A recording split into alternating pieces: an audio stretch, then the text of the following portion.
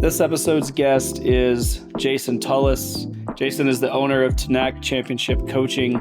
He's a veteran coach, an ex-pro cyclist, and all-around great guy. I was actually really surprised. Jason and I have worked closely together, and I was to learn how much our stories and our experiences crossed over.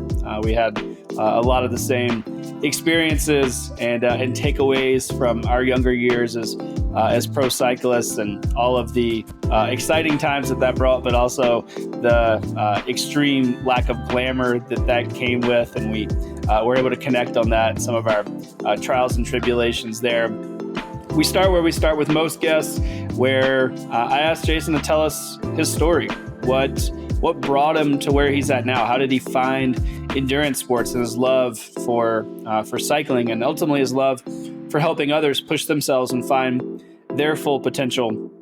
And Jason's story it's a really exciting one. It's filled with stories of his family and what that was like, and some ups and downs there. And then we go on. He walks us through his experience as a pro cyclist, how that led him to ultimately be a coach and find a passion for helping others. We talk a lot about what we learned from those experiences as high-level athletes, what he would have done differently. Most notably, that he wouldn't have been self-coached. He didn't value the support that a coach provides during that time, and he's now able to recognize that was a huge mistake, and he could have been not only a better cyclist, but certainly just a more well-rounded athlete, and someone who had the support of a coach, and someone who's in your corner, and what that actually provides. And we talk about what Jason calls the Bruce Lee approach, which is through his years as a cyclist, as a coach, and all this exposure in endurance sports, he's learned to adapt his approach to the needs of individuals. And so the Bruce Lee approach is one that takes into consideration all the different approaches, the methodologies, the different tactics and different data points that we have, and just works to see what works best for the individual, what's most appropriate in this time period. And we talk about some kind of experimentation that we've done on each of us, on ourselves as coaches and athletes, and just working to really understand our bodies more, and to go with the flow, and to leave space and opportunities for a bit more grace, but also pushing towards our full potential, still staying focused on goals, still making sure that we show up for ourselves and check those boxes. And again, this was probably one of the most exciting kind of intersections that I uncovered in real time in this conversation with Jason, is just our approach to our own personal training, and how that's evolved, and how we think about that, and ultimately how that informs the way that we work with clients on the coaching side. So fantastic episode. Jason's a great guy. We talk shop, we talk training, coaching, methodologies, data, our stories, like I said, as high level athletes, and just really unfolds like a great narrative and a good short story. And so please enjoy this one. Second episode of 2025. Again, I can't wait to continue to roll out all of the exciting things that we have for this year. Stay tuned, stay excited, let us know what you think, and please enjoy my conversation with Jason Tullous. Hey Jason, welcome to the show. How's it going? Good. How are you, Taylor? I'm doing awesome. I'm excited to have you. We have a lot in common, lots of cycling background and coaching and racing bikes, and specifically racing mountain bikes. So looking forward to diving into the conversation. I think a good place to start, one of the places I like to start with most people, is just having you tell us your story. I had the chance to read your background before we jumped on here, and you got a really cool story of what got you into cycling and where you grew up, and when you got on a bike, and you told the story about a trip with your family to a cabin, and I thought that was super cool. So if you don't mind, maybe just start from the beginning, walk us through your story, and give us a recap of what led you to endurance sports, what led you to the bike, what was that like? When did you get excited about it? I'd love to start there. Well, yeah, actually, my story starts quite a bit before the story you're referring to. So if you want to really go back, I guess Yeah, let's do it. Let's go back. Let's it's start from the early days. probably started when I was about 3 years old. My dad raced motorcycles, kind of for fun, not and more the enduro type. And I just, yeah, he and my mom had motorcycles, so that's all I wanted. And I would go to the races and uh, and yeah, I would just wanted to be a motorcycle guy. And so come along, I had my little bicycle and I had the little, I don't know if you ever remember those things. It has like a throttle, it made a motorcycle sound and Oh so I yeah, got that when I was 3 and learned to ride pretty quickly and then about age 5 uh BMX started in our town, and this was, I'm aging myself here, but this is 1977. And yeah, some friends of my dad's, him and his kids raced, so they invited us out, and I was hooked the first time I raced. So for my 5th birthday, my dad actually gave me a choice of a motorcycle or a bicycle, but I think my mom had some influence on that, but I got the bicycle yeah, nice. and then I was just BMX racing for till age 13 pretty much. You know, two two or three times a week and traveling around, the Southwest and racing. So that's kind of how it all started. And then I did the typical high school sports or typical if you lived in Texas, played football, um, and ran track and things. And then we moved to Arizona, which gave me an escape from football. And I think that's about when the mountain bikes first came out. And the trip you're referring to is my dad had a mountain bike. He had graciously given me the car that he had had forever so I could drive to high school. And he was riding his mountain bike back and forth to work. And then he bought the whole family mountain bikes, and we did this trip. It was a 40-mile ride from Show Low, Arizona to Greer up in the mountains, up in the White Mountains of Arizona. And yeah, I don't know what he was thinking, but 40 miles and none of us had really any riding experience. But my brother and my dad all made it. And then my mom and my sister got picked up in the sag wagon. We stayed the night at a cabin and then we made the ride back the next day. So that's kind of where the mountain biking started for me. And then I got into a little bit of racing as a junior just for fun. And then really when I started college, I got into it a little bit more. So Yeah, that's awesome. That's a pretty ambitious kind of first ride. So it sounds like first like ride of any real consequence or distance for the family. So your dad was a pretty brave man to like drag the family along and have the think that's gonna go well. Yeah, good on you guys for yeah. for like biting off more than you can chew. Oh, for sure. I don't know what conversations my mom had with him afterwards, but in the end, we all had a good time, or at least some of us did. Yeah, right. Sounds like the majority at least had fun. Yeah. Um, that's great. Tell me a little bit about from college to. Um, I know you said like that's when you started to really get into it, kind of more hot and heavy, and uh, around that time found the mountain bike and got into that. Tell me about that and up through racing at a high level and what that experience was like for you. Yeah. I'd say through college, I had just turned, I don't know what you call it, expert level, and so it was a good learning curve for me. I mean, I had some skills, but I definitely didn't have any fitness, I guess. So I Yeah. was really good at the really short stuff, and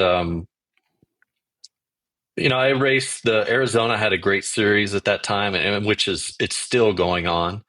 It's the Mountain Bike Association of Arizona, and so I raced that on some local teams and found some success in probably 1995. On more regional and national level as an amateur, and that was the year that I was graduating, or I graduated college in '96.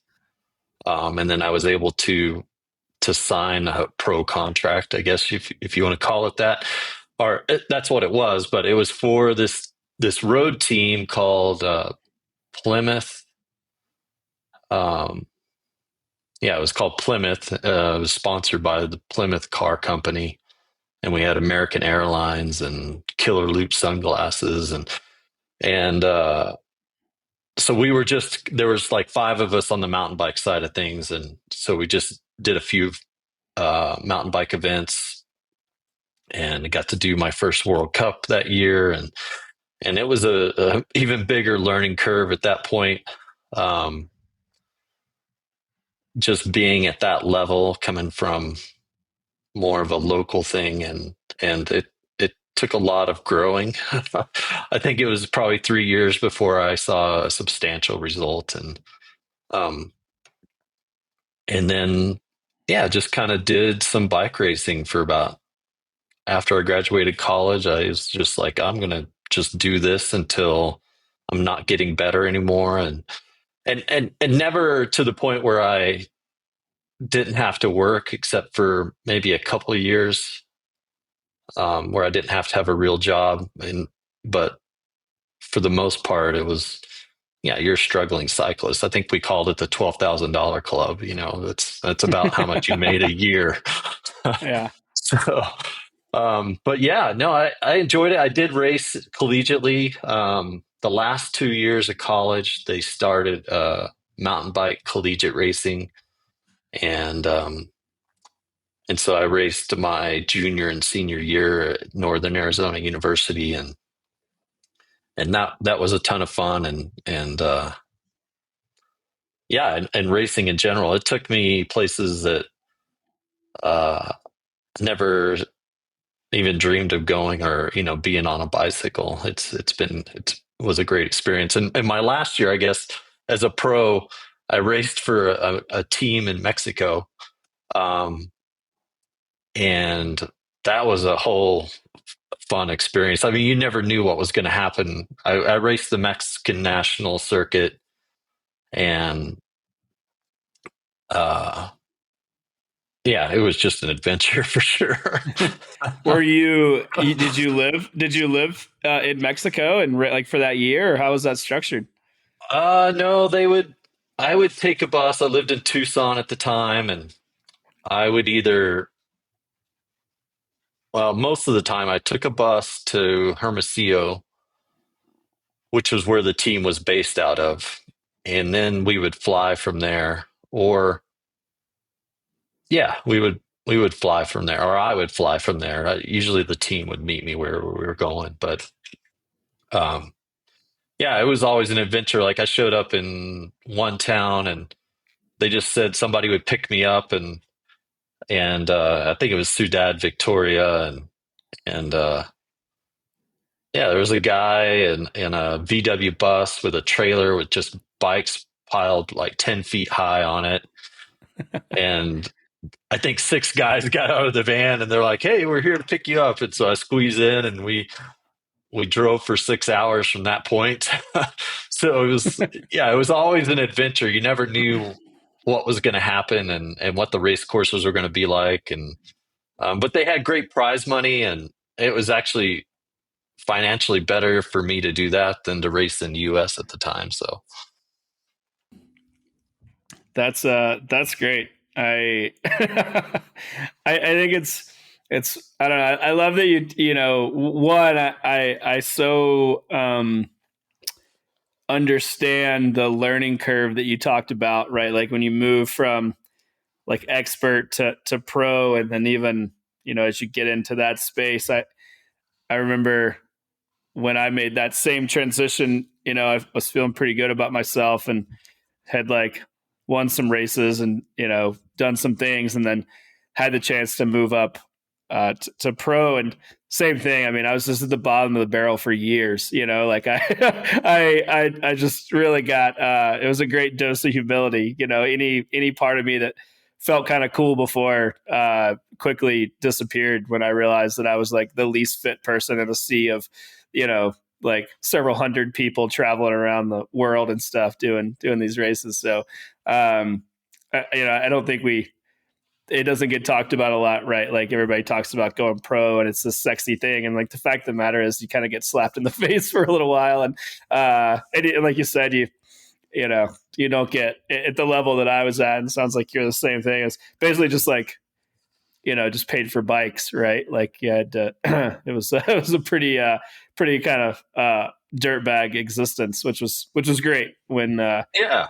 when I was I was in my sounds like we're in the similar experience. You're in a place in life where that's great. And it was super fun. But yeah, I think that's I'm glad you brought that up. If I just even mention that or somebody knows about my history or something, like, oh, that's amazing. Like you raced pro. I'm like, no, it was super fun, but I was making pennies. Like I was fueling my workouts with peanut butter sandwiches and like stopping at gas stations for tacos and stuff. Right? Like it wasn't super glamorous. I was sleeping in vans, traveling to races overnight and then sleeping in the van and wake up and race and stuff like that. So, yeah, that sounds like your Mexico racing was kind of like next level of that. So that's super cool. No, What was that? I forgot now what I was going to say, but yeah, it's definitely a passion project, and yeah, I always felt like I can always get a job, a real job. So I'm Right. just going to do this for as long as I can, or um, and yeah, I think I lived it out as long as I could, and yeah, it was a great time, and it was a hard time, like you said, but it was fun. I'm glad I did it. Yeah, sure. That's yeah, same. No regrets. It's a cool experience, but yeah, it's maybe not quite as glamorous as people might imagine, right? You throw No, like you say pro and everybody goes to like Tour de France, and that's one type of pro, but there's a lot of people below those folks that are just scraping by to race. So yeah. I'm curious, I guess kind of with that in mind, or talking about being humble and just having that experience. What do you feel like you learned from your time as a pro? Like what were some of your biggest takeaways, for yourself personally, or, as it relates to how you think about training and racing? And I mean, ultimately the work you do as a coach, like what from that experience do you feel like you've kind of pulled forward into the rest of your life? And, what'd you learn? I'd say, yeah, I don't know. That's a kind of hard question because I just feel like I was making all the mistakes, and now it's part of my job as a coach is I've made the mistakes, and it's trying to help my athletes not waste as much time on those same mistakes. Um, but I definitely learned tenacity and perseverance, and I don't know if I learned those things, but I took them to the extreme in, extreme and from where I was at. And that I was going to have to work hard. I mean, prior to that, school, as far as high school and college, it just those seemed easy at the time, or it wasn't a big struggle to get through those things, and this was a struggle. Asking yourself why am I doing this, and I don't make any money, and those type of things, or when am I going to get good and are good enough that I felt like that a result that I liked. Um, so I think just persevering and those things are probably some of the biggest things that I took, and knowing that it's, as you start projects, it's going to always take longer than what you think it is going to take, and just to keep, pushing through those times of doubt, or those times of um, plateaus, and because those are always going to happen. So yeah, I don't know if that answered your question. Yeah. No, totally. And I agree. I mean, I've often said, and it sounds like, you're on the same page, that, the pursuit of training, when we do hard things like that, whether, it's committing to racing at a high level or just doing any goal that requires you to kind of go over and above what you're capable of now, right? You're stretching yourself, you're trying to find your limits. I've often said that, fitness is really like a great byproduct of that. But what you really get out of that experience is so much more, like over and above fitness. Like you said, it teaches you all these skills, or at least it helps you put them into action and refine these skills like tenacity and perseverance and discipline, and having to do the things that are hard and kind of stick with it long enough to see results. And I've always found that for me, that's really the biggest benefit of training, and sticking with it, is that you keep having to kind of refine that process and ask yourself, like, why am I doing this? And then en route to that, you gain fitness, which is cool, and you feel good about yourself and you feel strong, and you have those days where it feels great. But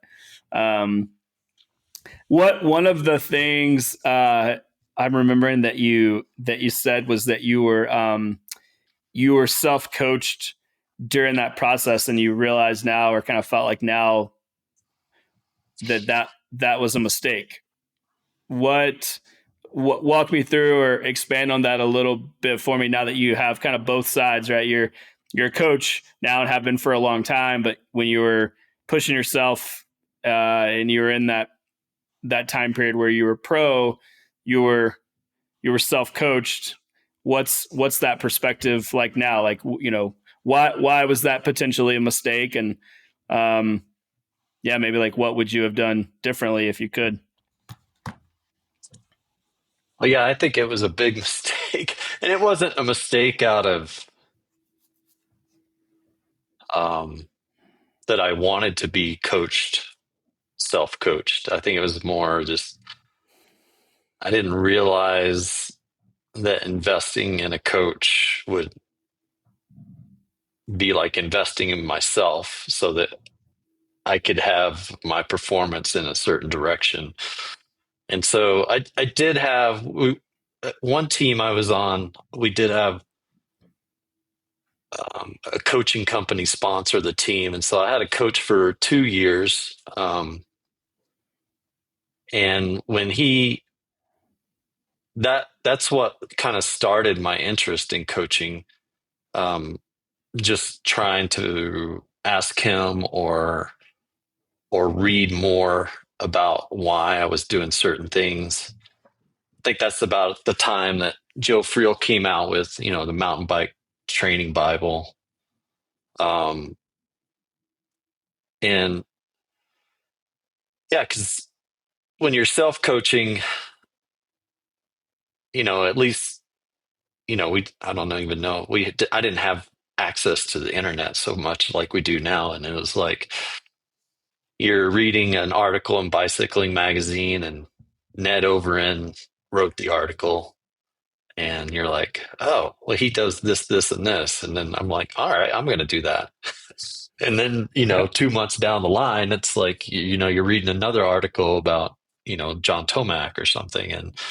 And so you change again. And so I think, a lot of my writing was kind of based on those type of things, where it didn't really have any direction. It was more this shoot from the hip.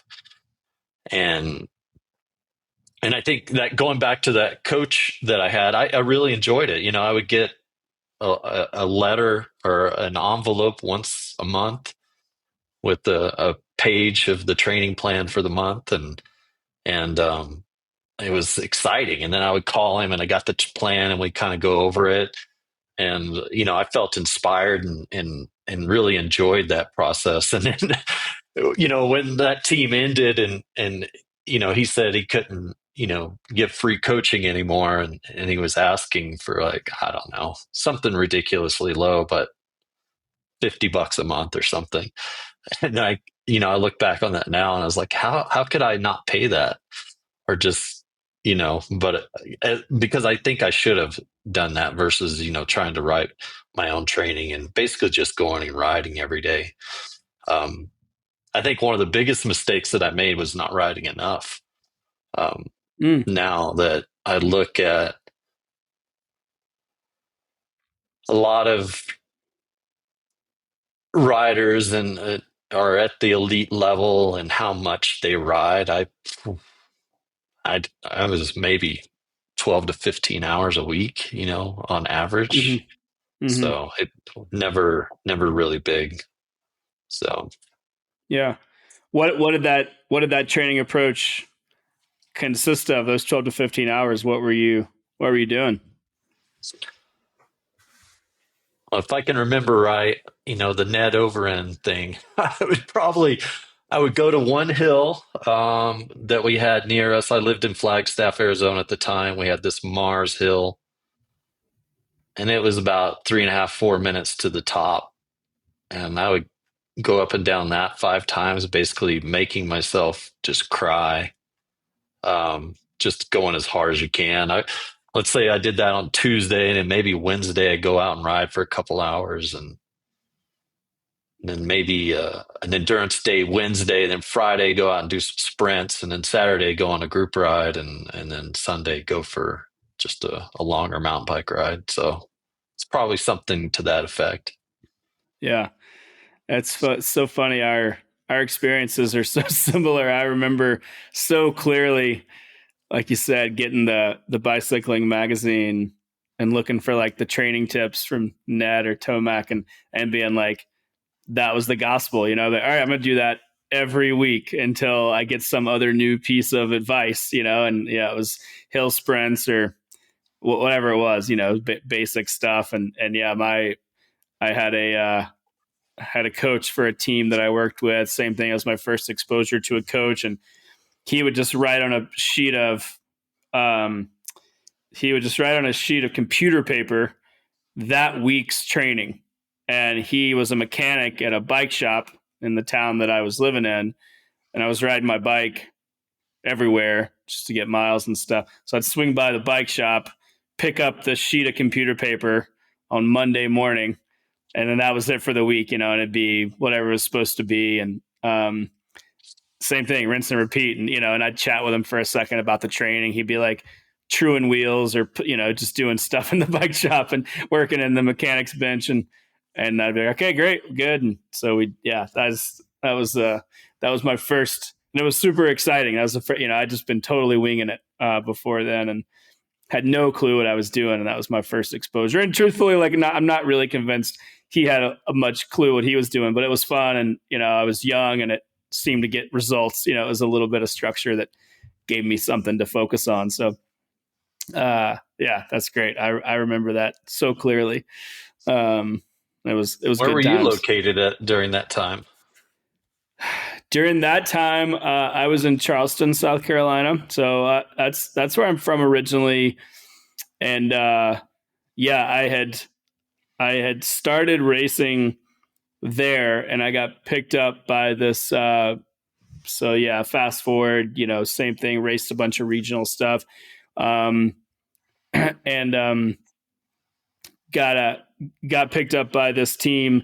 It was kind of like a southeastern mountain biking team. So we would just kind of travel all over. Um, like we'd go up north, a lot of stuff in northern Georgia. And then there was a really vibrant mountain bike scene there, and some like pretty strong, like, endurance races, a lot of XC events. And then same thing in like North Carolina, Virginia, Tennessee. You got into the mountains there, and there was a pretty vibrant community there. And so, yeah, anyway, that was part of that race team. This guy worked for the bike shop who was coaching, and yeah, I was in that area. And I was working at a bike shop too.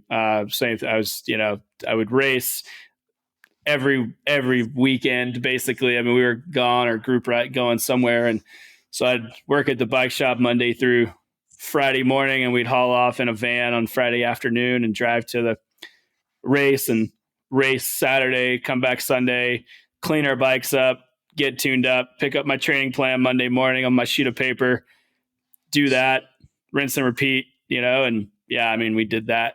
The East Coast is, for the most part, right, there's not really a winter. So the season lasted forever. You really only stopped in like January and February. And even then there was some winter races that were like notoriously crappy, right? And you would do those because it'd be like sleet or snow or whatever. And but yeah, no, it was a blast. Did that for years, and yeah, like you said, till I kind of maxed out, and and then I got married and was anyway, but it was great. It was a great ride for several years. That was it. Just rinse and repeat. And I was pumped. I got some nice bikes. I got my travel paid for.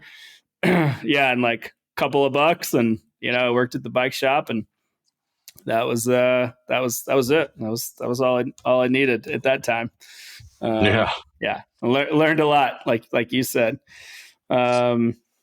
But yeah, I did the same thing when that team kind of ended up dissolving after a few years or a couple years, and yeah, I lost the coach. Same thing. He was like, yeah, if you give me like $25, I'll keep writing your training, and I was like, oh, I can't do it or whatever. I made up some BS excuse, and yeah, big mistake. I mean, I'd learned some, and I'd also started to like coach some people by that time. But yeah, I mean, I should have stuck with it for sure. That was a mistake. My performance definitely declined when I was left to my own devices. I'd end up doing something or not being accountable or doing more, doing less, whatever. Yeah. What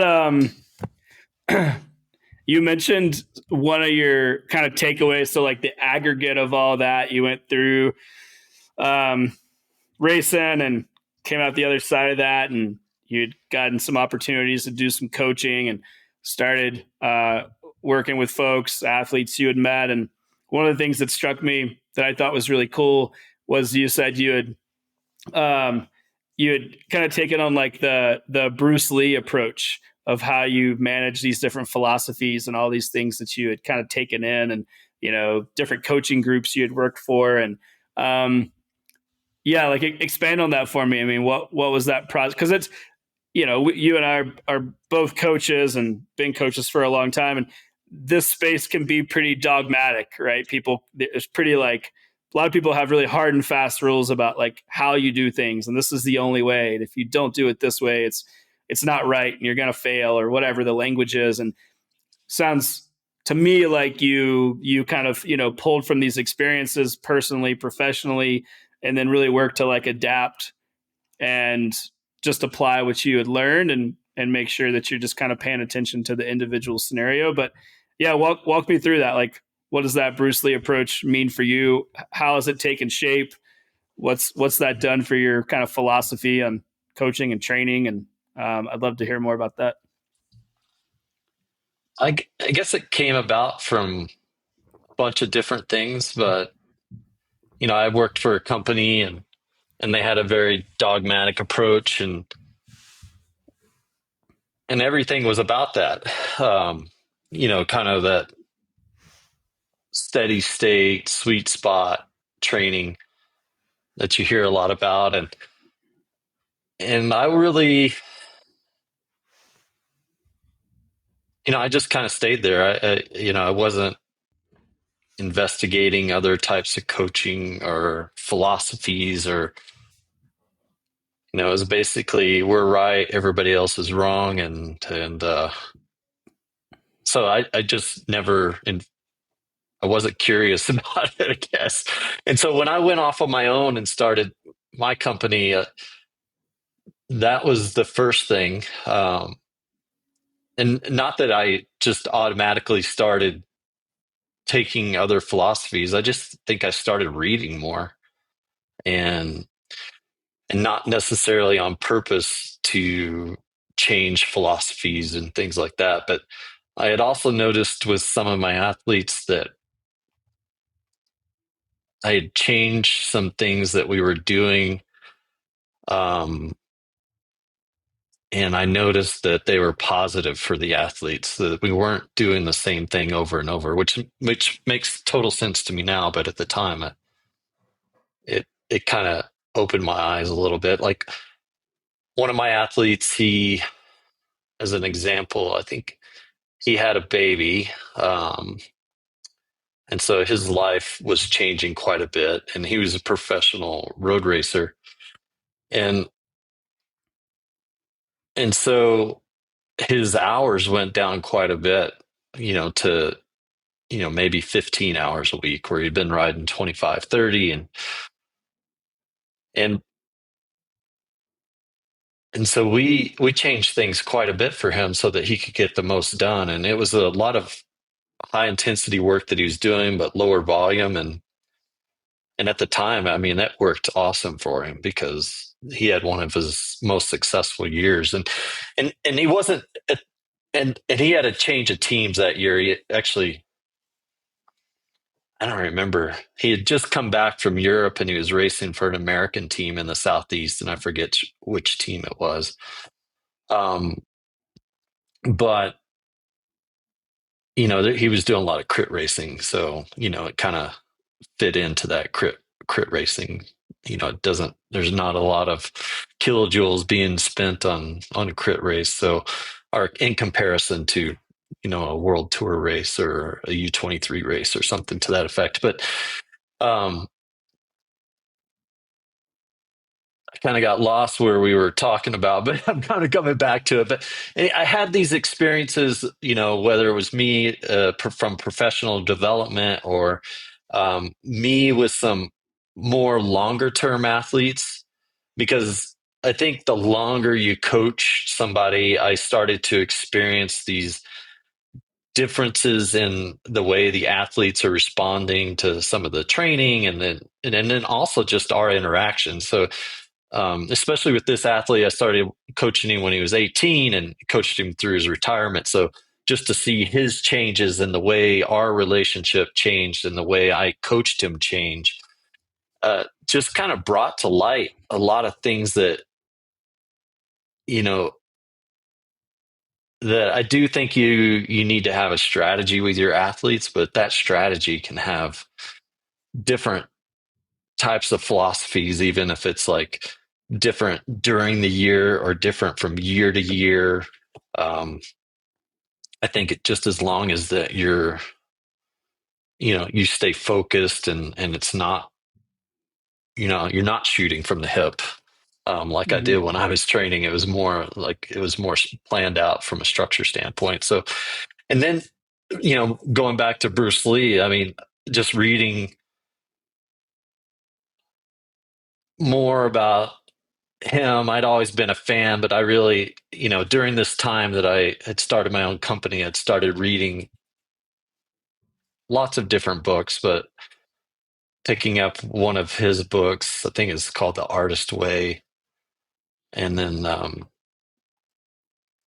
realizing or just understanding how he didn't have any dogma either. And it was more like he's taking different parts of fighting techniques and being able to apply them at different situations when they were appropriate, and not just sticking to, I'm just going to do this one type of technique all the time and I'm not allowed to do anything else. So I really feel like you just open up yourself to new ideas and see what the possibilities are. And that now I find myself leaning more into that as far as like looking at the athlete from a whole and what they've done in the past, and whether we worked together or they were doing their own thing or with some other coach, and then how can we spark change in this person. Sometimes it's just changing something, and then mentally the athlete gets excited about it, and it may not have, that may be the biggest effect. It's just a mental thing.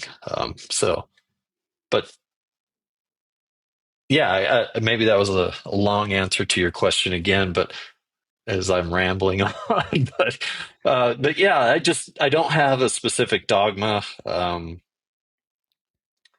and I really like to read about people's different ideas. Um, if you don't mind, I have one other example. Yeah, no, I don't know if I I'm love making hearing about sense, no, you but yeah, no, please share. I love hearing about this approach. I think um, it's great. So go on. one of the most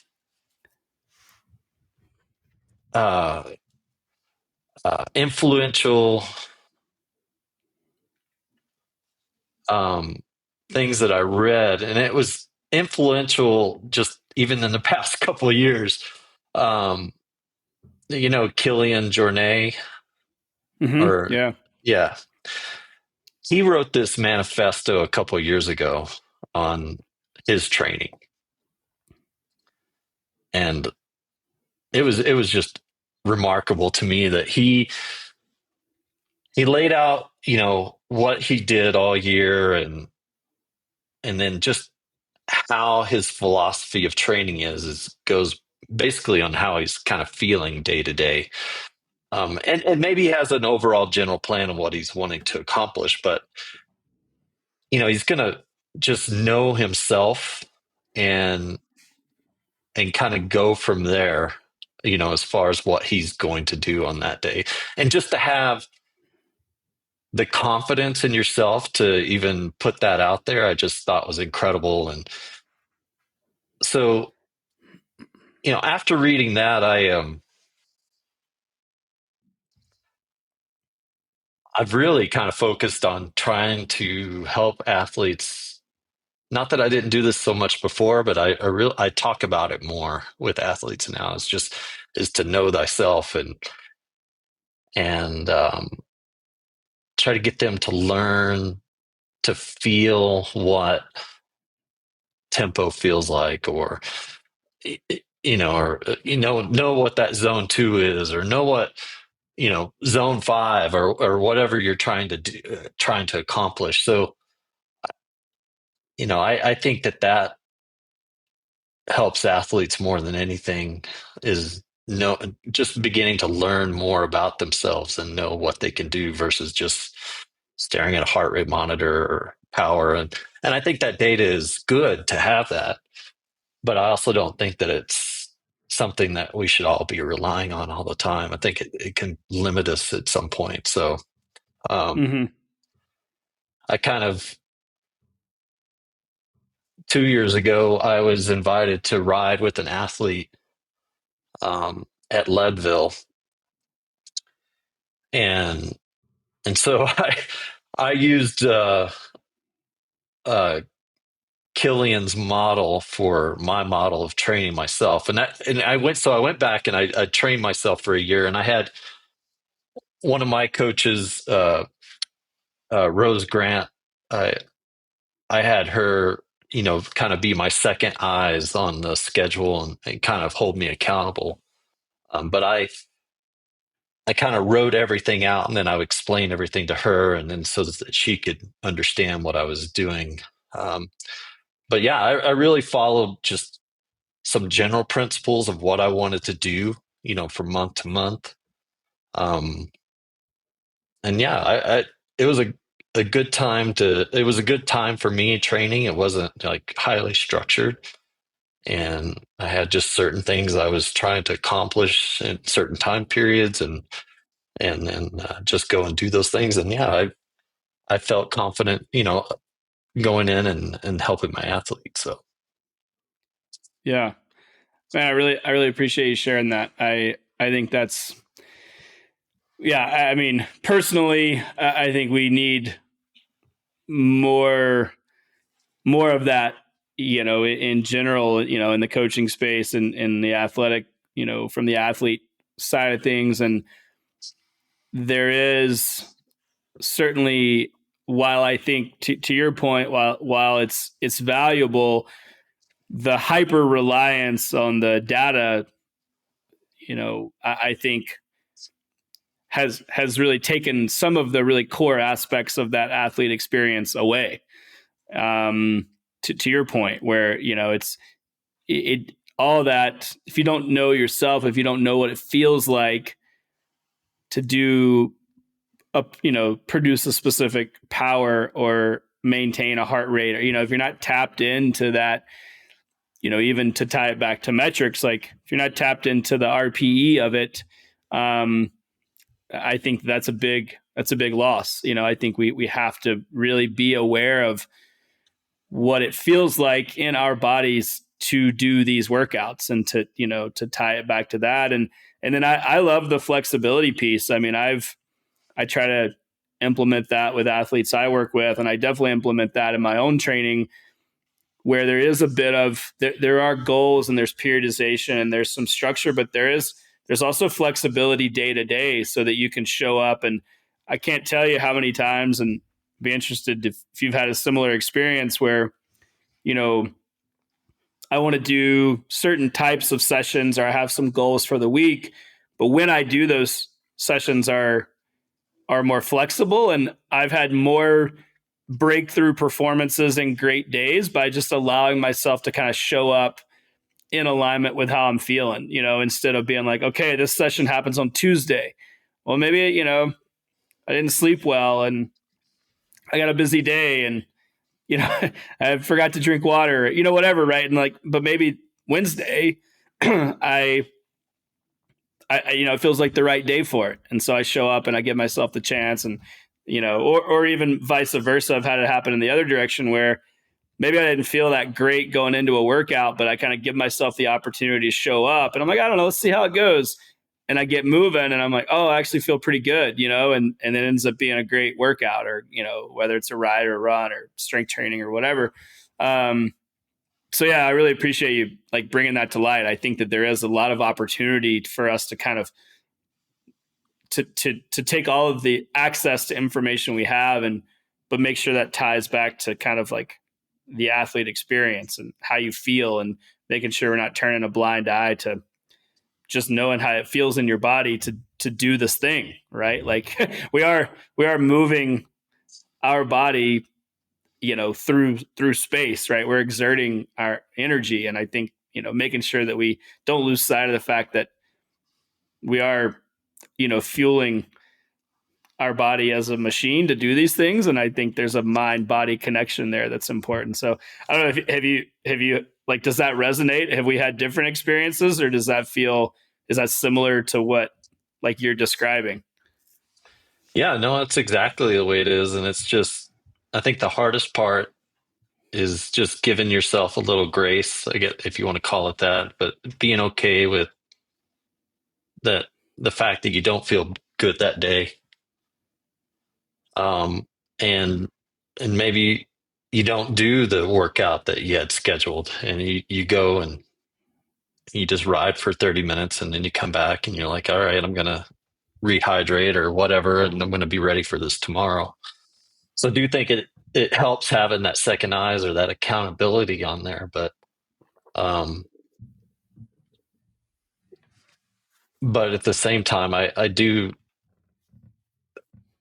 think that it's important for the athletes to learn that because it's not a recipe. I think Mm-hmm. a lot of athletes come to me and they're like, "Oh, if I just do this, this, and this every day, then I'm just going to get better." And there's some truth to that, but there's also means that just because you do everything every single day doesn't mean that it's going to equal so and so. It's not like a cookie recipe. It's there's more about it. There's more things that you're having to look into, as far as your fatigue levels and how you're feeling, and just I think you'll get a lot more out of it if you are able to to know yourself and to go off of that. And I actually coach one athlete like that now. It's like I just put notes at the beginning of the week on his program. I'm like, hey, this is our goals for the week.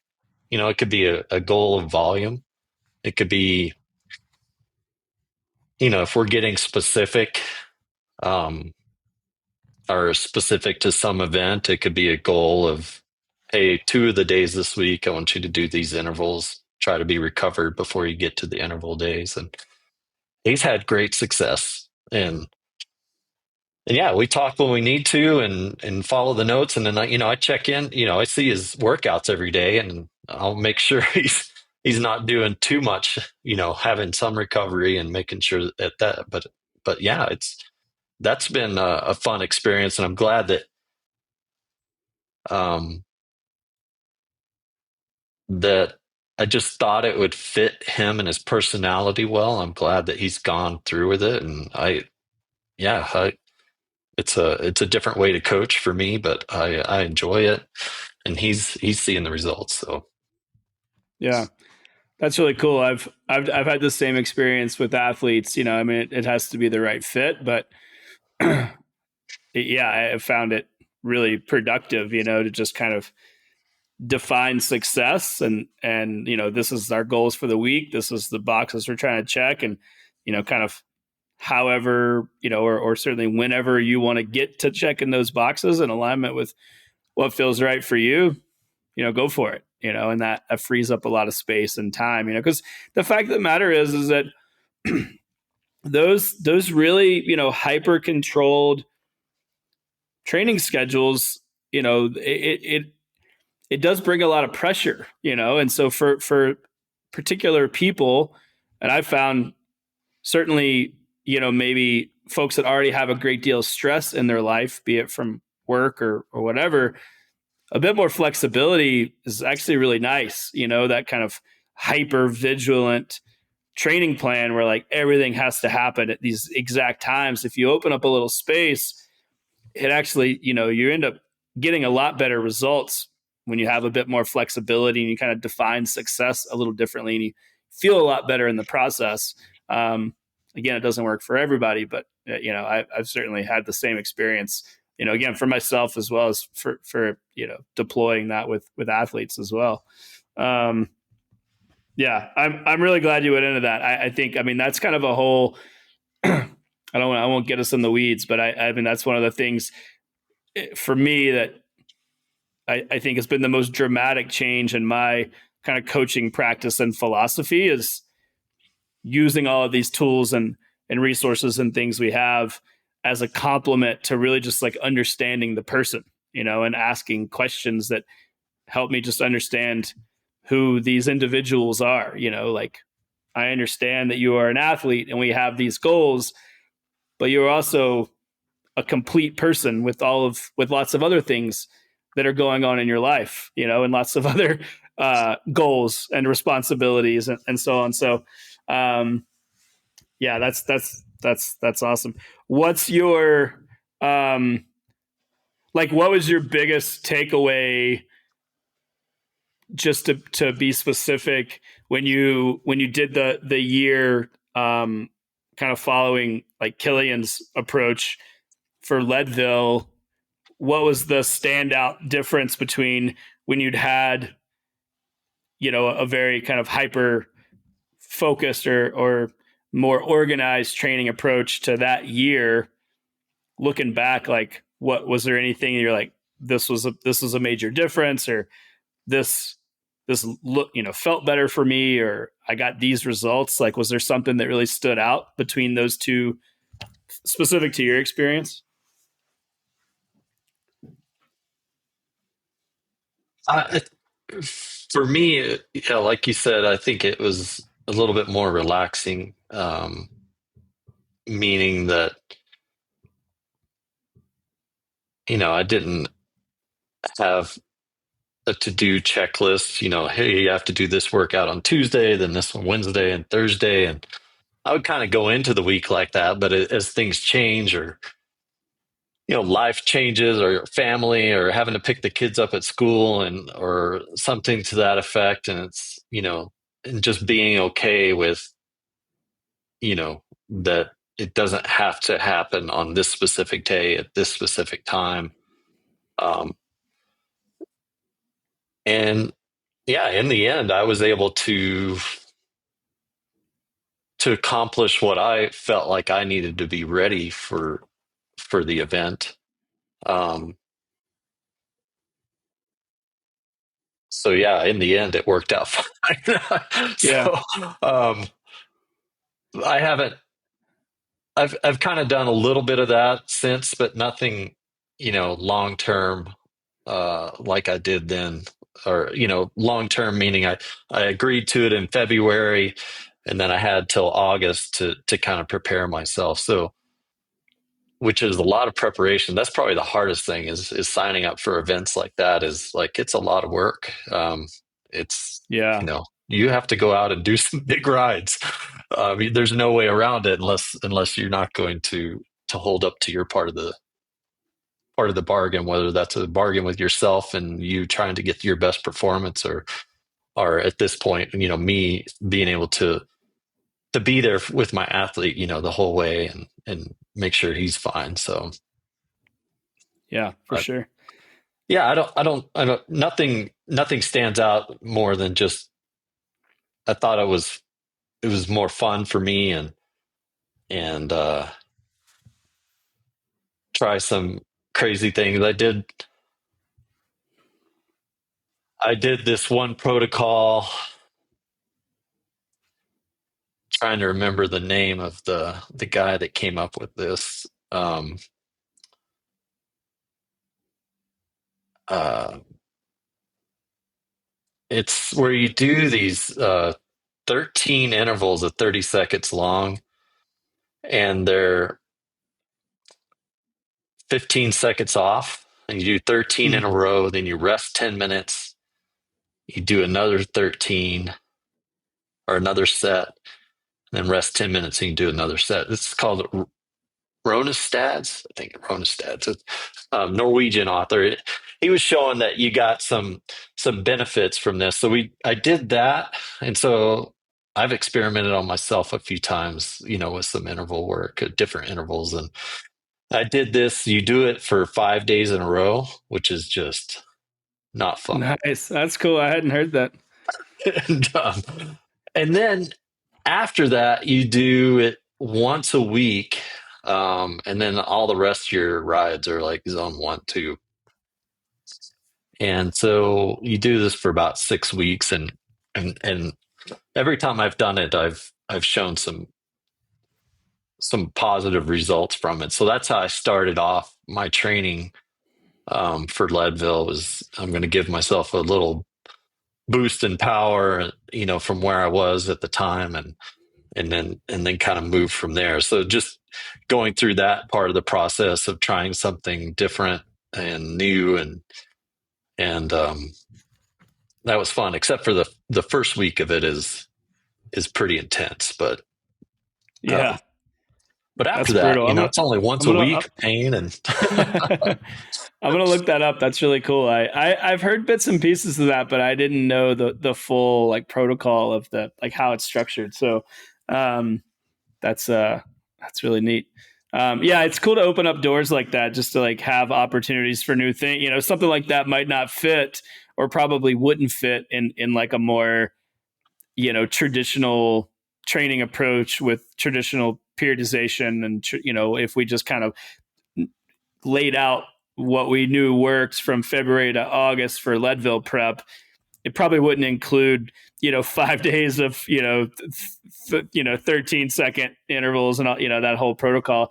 So that's cool. I mean, that's one of the things I find most exciting about continuing to be an athlete is just the like experimentation. I'm the same way. I'm always game to just experiment on myself. I'll try something. I'll try anything, just to see if it, I mean, within reason, as long as I'm not going to hurt myself. But, as being a student of the sport is really fun. And I think it does to circle back or to tie it into what we were just talking about, I think it does give you a lot more like awareness and a lot more tools to be able to, like you said, to know thyself, right? You can do that and understand like more about your body and how it responds and adapts and what it feels like to be tired or to be like, oh, that didn't go well, right? Like, oh, geez, I'm not sleeping or I'm not, like you can have some of those experiences. They're not detrimental, but you can just know both sides of that. And I think it helps inform how we do things. But yeah, that's awesome, Jason. I appreciate all your insight, man. This was super fun. I could talk shop and talk training and coaching for days, but yeah, I appreciate your time and thanks for being willing to chat. And yeah, I look forward to having you back on the show and keeping the conversation going. Yeah, same. I really enjoy talking coaching and bikes in general, but just I think these past few years, just getting more into philosophy and how to structure coaching is really been my my key interest, and I can so anytime you want to chat, just let me know. I And love thanks it. for All having me. right. Yeah, absolutely.